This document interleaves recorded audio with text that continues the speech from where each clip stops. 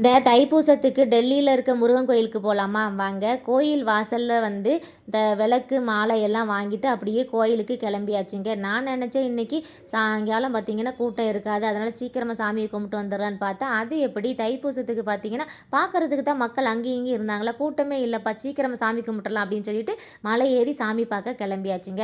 ஒரு 5 நிமிஷம் தாங்க இருக்கும். அந்த லைன மட்டும் பாருங்களேன். ஒரு எப்படி எங்கேருந்து தான் கூட்டம் வந்தாங்கன்னே சொல்ல முடியல. அந்த அளவுக்கு கூட்டம் ஒரே நேரத்தில கூடிருச்சுங்க.